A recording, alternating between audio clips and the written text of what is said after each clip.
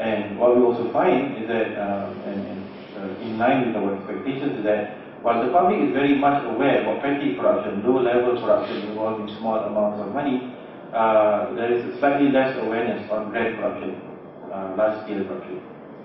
With respect to the media's role, what we find is pretty straightforward. Originally, one of the hypotheses is that people do not know, people learn more about corruption from their interaction with contacts, colleagues, and friends rather than the media. But what the survey found is that traditional media, newspapers and television, are actually the main sources of information about corruption cases or issues or stories in the country. So while we think that maybe people learn more from the grapevine, from informal sources, actually the media is the principal conduit avenue for information about corruption somewhere.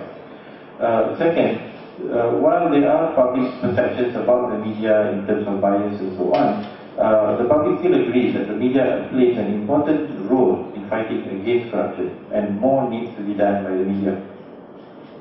Third, a majority of the people feel that current laws actually have not really helped the fight against corruption. Current laws that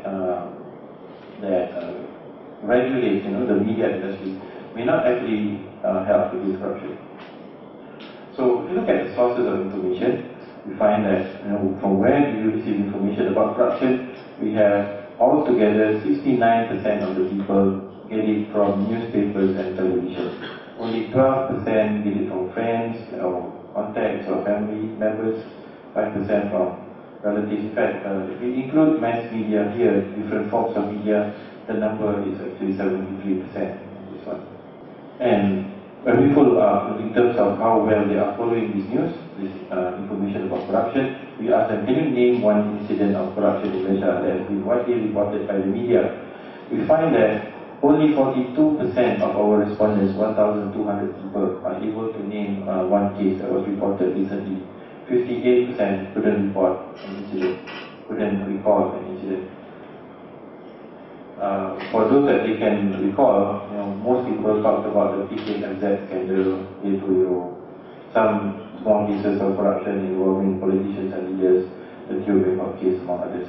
This is among those who say they know about corruption cases in the media, 521 people out of 1,241. Again, what's also interesting is that of the 14 or the remainder of the people who feel that corruption does affect them, high numbers of them have access to the internet. So this also means that technology is an enabler in terms of giving people access to what is going on around them. And because younger people have bigger access to internet compared to maybe older people living in difficult areas or rural areas, it may be that these kinds of sentiments are expressed among more connected younger individuals as opposed to maybe older, less internet savvy Malaysians.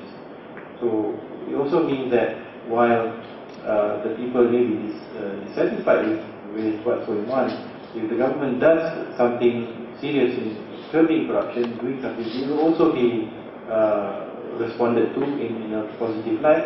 And likewise, if they fail to fulfill promises, it will also be known to large part. One of the things that comes up again is whether people understand what they should expect from the media. Like, for example, even the question of whether the laws hinder the process.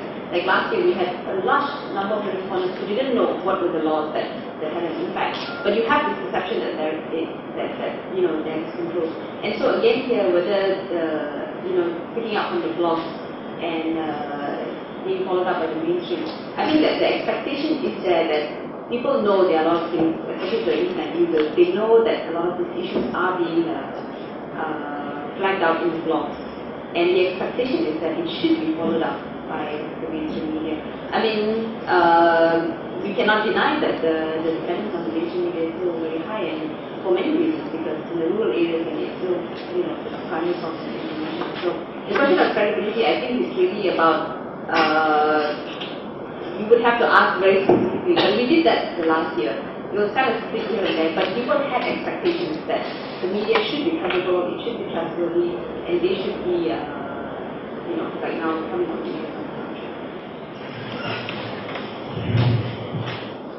I really know that your advanced response.